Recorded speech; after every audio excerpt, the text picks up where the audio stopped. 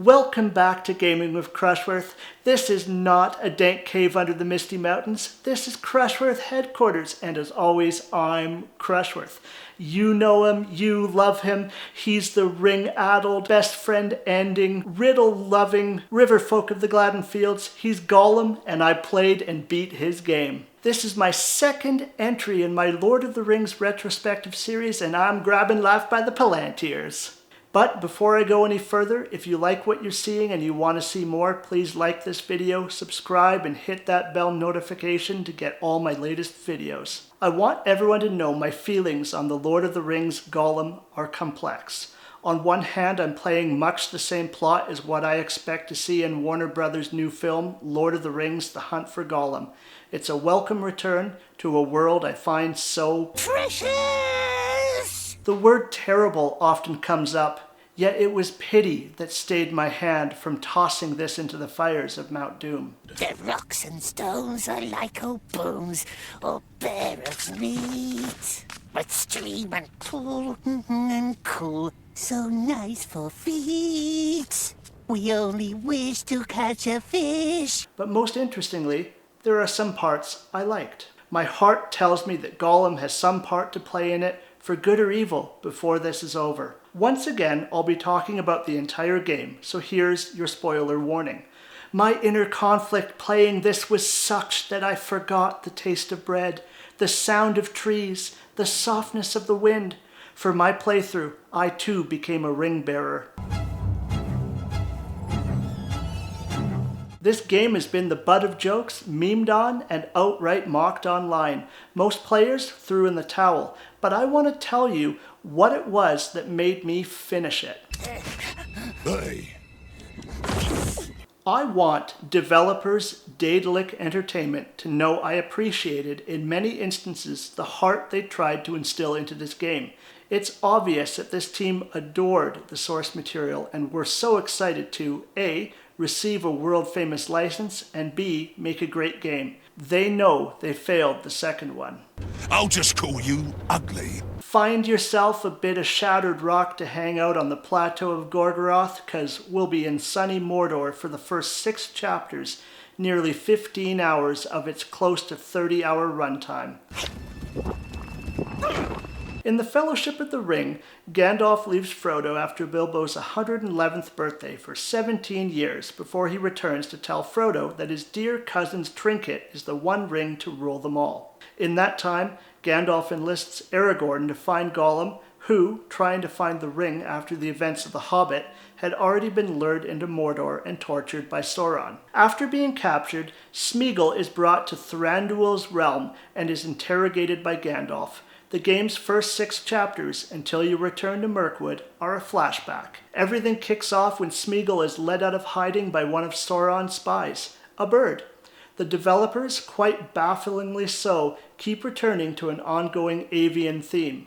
We'll get there. Everything is bewildering, exasperating, and downright hilarious. My earliest reactions were to how high Gollum jumps, and my first in-game death, which, let's just see how that went down. It's a long jump again, my precious.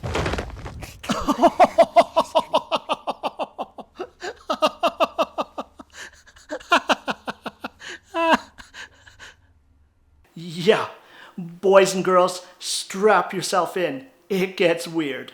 From what I know of our protagonist, he's incredibly smart, conniving, calculated even, and is driven by the split personalities of his former self, Smeagol, and the vile Gollum. But here, dude is enamored by a beetle, and it leads him to be chased into a dark tunnel where he's captured by the Nazgul and tortured by Sauron. Gollum, you're better than that. Alright, Gollum, wakey wakey, eggs and bakey. At this point, I experienced what I can only describe as a jail simulator with just the worst, most depressing gameplay. You should despair for Gollum, but also enjoy the mechanics. That balance was never met. Great I know. Pick the tags off the bodies of deceased prisoners, check. Wrangle some beasts in a cage for no reason other than the pain of it. Yup, and yes, just line up with other bedraggled prisoners. Will it get better? I hope so. A man literally begs you not to take his tag as he lies dying in the fire fields of Barad-dûr, and Gollum's like, nope, I'll take that, you sorry sack of bones. The only mirth I felt was throwing myself into the lava and getting the wait, not yet achievement. If you know, you know. In this, player relief is non-existent. Prisoners are randomly selected for death by laser crystal at the end of each day. I often wished it was Gollum's turn, but alas, it never was. I slunk back to my cell as each day waned to wait for the morning horn and more sadness. I did, however, find a spoon, so there is that. Don't be jealous of my spoon. Oh, what's that? Another round of ridiculous Gollum game overs? Yes, please.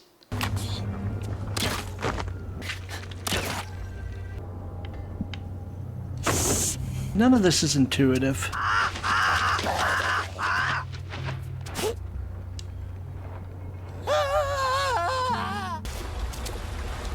I feel it must be stated that I purchased my copy on the Xbox Series X for $10. I also downloaded a major patch at the beginning of my playthrough, which means what you're about to experience is probably the most optimized Gollum will ever be. This was, at launch, a full-price game. Seeing how broken it was and still is, that high price point was never going to garner any goodwill. It was one of the worst releases of all time. If they wanted to capture the soul destruction of existing in a Mordor prison camp, then they crushed it. By design, games should be enjoyable, an escape, and this was neither. I often thought, next chapter, it'll be over. Next chapter, it'll get better. It wasn't, and it didn't. I don't want to go home to my cell. I want to jump around. Now to shake this review up with something more uplifting. Actual positives. This team took care with Tolkien's expansive lore and went deep with it. Non-canon character Candleman talking about the disappearance of the last king of Gondor, Eonir, upon marching through the gates of Minas Morgul against the Witch King was awesome. Thranduil and Gandalf arguing about the ring, the necromancer's fortress at Dol Guldur, the White Council overthrowing said rising evil of Sauron, it's all here and it's great. Then, seeing the Lonely Mountain from the top of the woodland realm was nostalgic in its own way. Physically sneaking through the halls of Grond, seeing the war machines being made for the battles ahead, basically what comes next in The Lord of the Rings, was fascinating.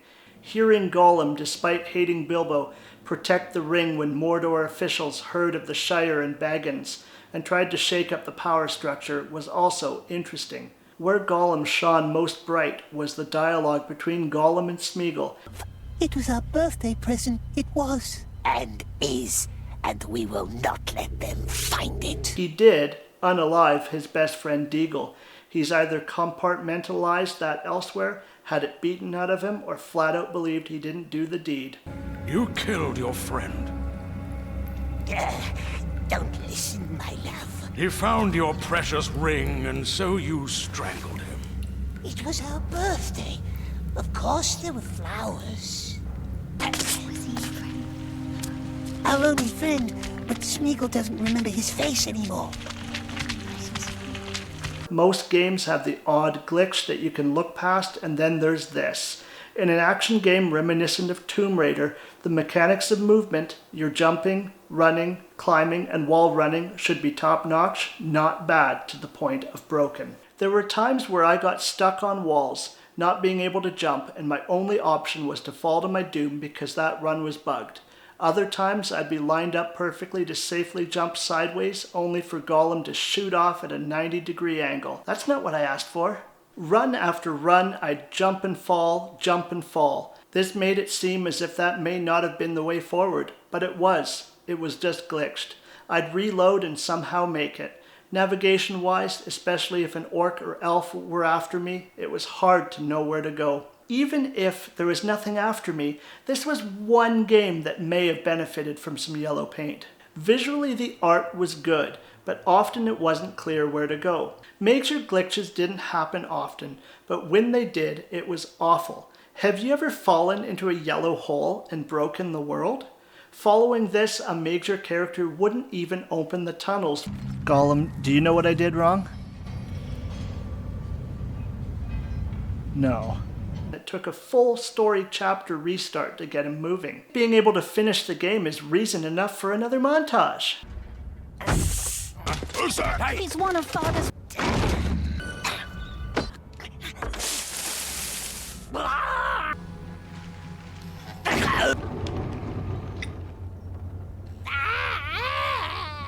Look at this one strange moment when I fell out of bounds and not even Gollum's 10-foot vertical helped. Later in the game, a character hovers in mid-air and Gollum shakes violently. You're gonna be okay, buddy. Oh god, that's cursed. In this, the enemy AI is one of the worst culprits, in that enemies don't stop at the edge of the grass where Gollum is hiding. When the game isn't serving up platforming, it's stealth-based and it doesn't work well at all. Exhibit A, this orc missing every shot he takes. Hey! I'll beat you up. There we go. Now where do they keep mapsies? Hey! There are guards.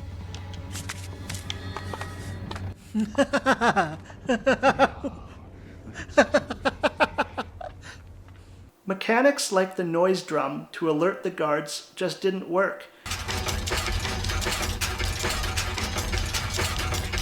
Then there was the time I was trying to save a character that I came to truly love and care for, Elf Cook. I took out the orcs and she wouldn't move. Psst. Elf lady, it's Gollum. I've come to rescue you. I tried again, still she wouldn't move. Then, like the dummy I am, I realized I had to first climb a ladder, then take out the orcs, then climb another tree and start moving towards the end of the level for that character to finally move.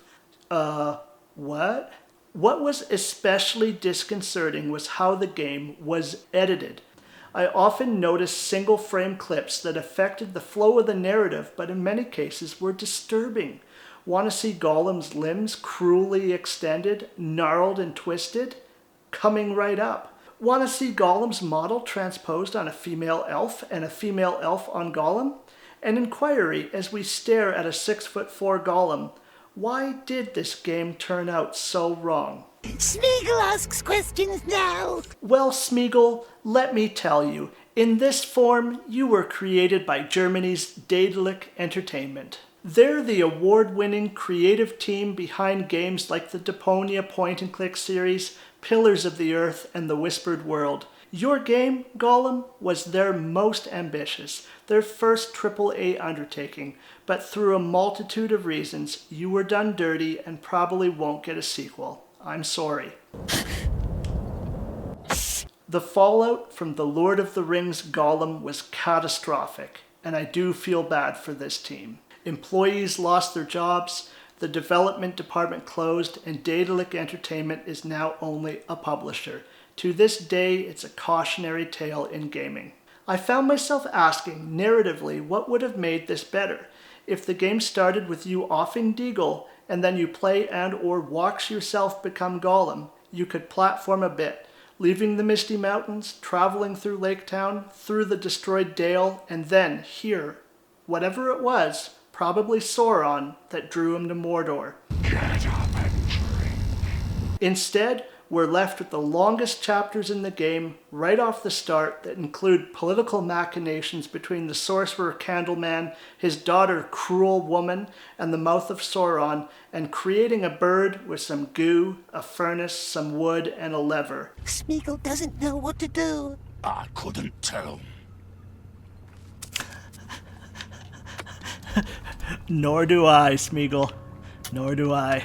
That bird, looking like this, was actually a spy for the villainous Candleman. I never saw that one coming. The next level was among the highest octane parts of the entire game, slipping through the spider caverns unnoticed. Following his exit from Mordor, Gollum's, well, we already know this, immediately captured by Aragorn and brought to Thranduil's dungeons. The elves just basically put up with him being there, and I was happy to make friends with the already mentioned elf witch Mel.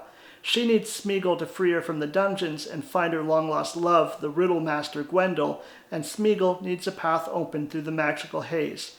It's kind of a Middle-earth quid pro quo deal. Elves have caught us, terrible spirits. Bird must find someone fast.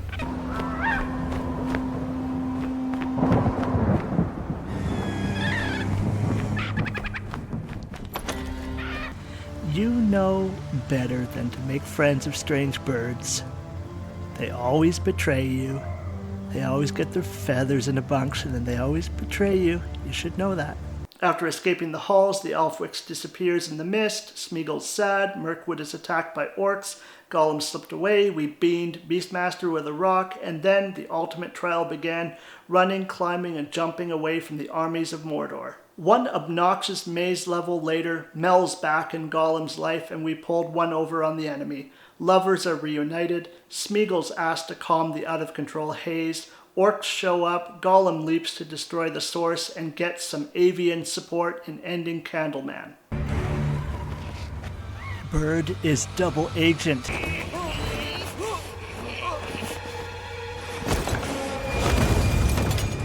In one of the strangest scenes, Gollum watches two elves make out. Hey, whatever floats his boat.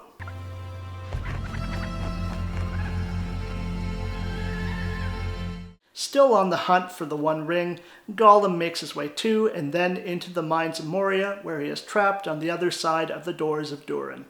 Yes, it's canon that he's stuck in the mines, but it's a depressing end to an often depressing game. But I'm glad that I played the Lord of the Rings Gollum, and I'm proud that I saw it through to the credits. Was it bad? Yes.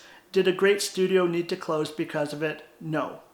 I want developers to continue taking big swings. When this game released, I heard quite a few times things like, why make a game out of the worst character in Lord of the Rings? First off, don't do Gollum like that. He's fascinating. His complexity makes him interesting. His inner conflict was, again, done quite well in this. Game-wise, there was platforming, stealth portions, and even puzzles. It had enough of a framework to be great. But in execution, it failed, and the Tolkien fan in me appreciated what they tried to do. Again, I have to say that Daedalic Entertainment was ahead of the curve. Nothing is wrong with the storytelling here, and we'll be seeing a very similar story when The Lord of the Rings: The Hunt for Gollum comes to screens in 2027. Thank you for watching my second Lord of the Rings episode.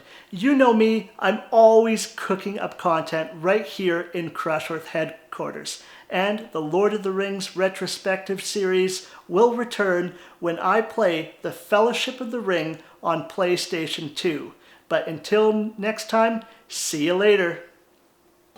Thanks for watching. If you haven't yet, like, subscribe, and crush that bell to catch all my videos. And get this, reviewing games is new to me, YouTube isn't.